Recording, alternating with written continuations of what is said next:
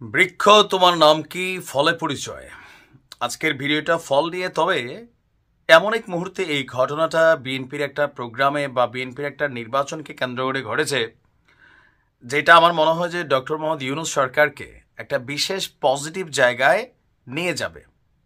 যে নির্বাচন কত দ্রুত হবে বা নির্বাচন কবে হওয়া উচিত, যেটা নিয়ে সরকার একটু গড়িমসি করছে কোথাও না কোথাও, বাট বিএনপি চাচ্ছিল অ্যাজ সুন অ্যাজ পসিবল নির্বাচনটা দিতে, যে জাতীয় সংসদ নির্বাচন আগে হবে, তারপরে স্থানীয় নির্বাচনগুলো হবে। তো বিএনপির আন্ডারে স্থানীয় নির্বাচনগুলো কেমন হতে পারে, একটা ট্রেইলার কিন্তু আজকে চলে আসছে।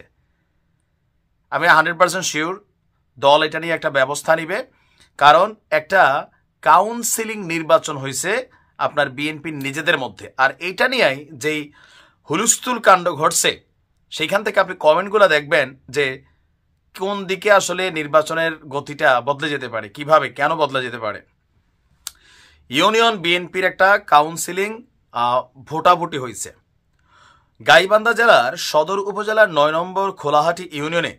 বিএনপির একটা কাউন্সিল ইলেকশন হয়েছে। তো সেই কাউন্সিল ইলেকশনে ভোটার যা আছে তার থেকে ভোটের সংখ্যা বেশি। আর এই অদ্ভুত এই ঘটনা নিয়ে এই মুহূর্তে তোলপাড়। নির্বাচনে মোট ভোটার ছিল 459 জন, কিন্তু ভোট দিছে কয়টা? ভোট পড়ছে 485টা। এখন অনেকের কাছে সে আওয়ামী লীগের নির্বাচনের মতন আমি ডামি তুমি এগুলাই কিন্তু এখানে চলে আসছে। ইভেন এই অসঙ্গতির কারণে তাৎক্ষণিক ফলাফল স্থগিত করেছে নির্বাচন কমিশন। প্রধান নির্বাচন কমিশনের দায়িত্বে ছিলেন জেলা বিএনপির সহসভাপতি আব্দুল আওয়াল আরজু। তিনি বলছেন যে হ্যাঁ, আমরা এই খবরটা পাইয়া এই ফলাফলটাকে স্থগিত করেছি। ভোটটাও বিএনপির আন্ডারে হয়েছে লোকাল পর্যায়ে, বাট নির্বাচন কমিশনার ছিলেন বিএনপির হায়ার অথরিটিরা। আব্দুল আল আরজু বলছেন যে ওই কাউন্সিলে একজন প্রার্থী 100টি ব্যালট পেপার একাই ড্রপ করছে, মানে চাপাচাপির খেলাটা চলে বসছে।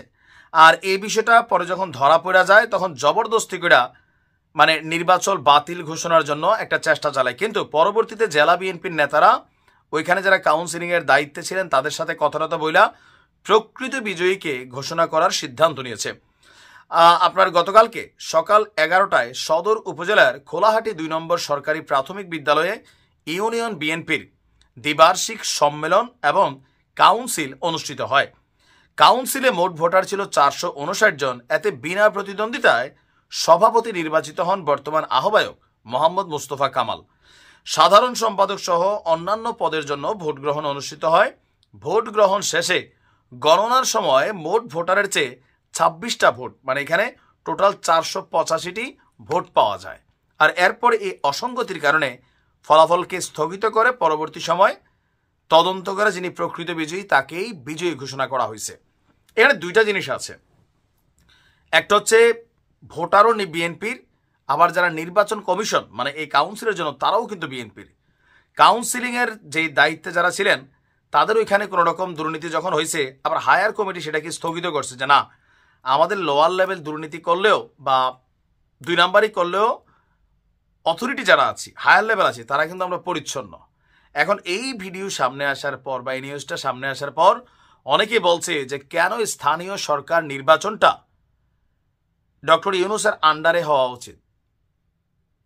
কারণ জাতীয় সংসদের পরে যদি নির্বাচন হয় তাহলে প্রত্যেকটা এলাকায় মার্কা ভিত্তিক যে নির্বাচন আমরা এত বছর দেখে আসছি, তখন কি হবে যে মার্কা যে পাবে তার বিজয় নিশ্চিতে প্রশাসন থেকে শুরু করে সবাই কাজ করে। আওয়ামী লীগের সময় এরকম ঘটছে। আওয়ামী লীগের সময় যে এলাকাতে বিদ্রোহী প্রার্থীদের প্রভাব প্রতিপত্তি খুব বেশি ছিল সে এলাকায় নৌকা জিতে নাই, বাট যে এলাকাতে নৌকার মার্কা নিয়ে যিনি আসছেন তার পিছনে কিন্তু এমপি থেকে শুরু করে প্রশাসন সবাই কাজ করত। এখন বিএনপির আন্ডারে গেলে কি আবারও সেই আগের মতন আওয়ামী লীগ টাইপের নির্বাচন হবে, নাকি আসলে পরিচ্ছন্ন নির্বাচন হবে? সরকার মনে করছে পরিচ্ছন্ন হবে না, সেই জন্য সরকার আগে স্থানীয় সরকার নির্বাচনটা দিতে চায়, বাট বিএনপি বলে না। বিএনপি যদি অন্য কারণ দেখাচ্ছে, কিন্তু আজকের এই নির্বাচনের ঘটনা দেখা জনমনে ঘুরে আবার একে আসছে যে আচ্ছা এই বুঝি তাইলে প্ল্যান যে জাতীয় সংসদে এমপি যিনি হবেন তারা যখন সরকারে বসে যাবেন তখন প্রত্যেকটা জেলা উপজেলা সব জায়গায় এখানে অন্য দলের প্রার্থীদেরকে বিজয়ী করা হবে না। আওয়ামী লীগ যেমন নিজেদের প্রার্থীকে বিজয়ী করতো, বিদ্রোহী প্রার্থী আওয়ামী লীগেরই থাকতো, ঘুরে ফিরে সবাই কিন্তু আওয়ামী লীগ হয়ে যেত। তো বিএনপিও কি একই পথে হাঁটবে? তবে এটা নিয়ে অলরেডি হায়ার অথরিটি থেকে একদম কেন্দ্রীয় কমিটি থেকে সমালোচনা করা হয়েছে। সুষ্ঠু তদন্ত করে যারা এই ভোট দুর্নীতি করছে তাদেরকে বহিষ্কারের সিদ্ধান্ত দেওয়া হয়েছে। এটা ধন্যবাদ দেই। ভালো থাকুন। আসসালামু আলাইকুম।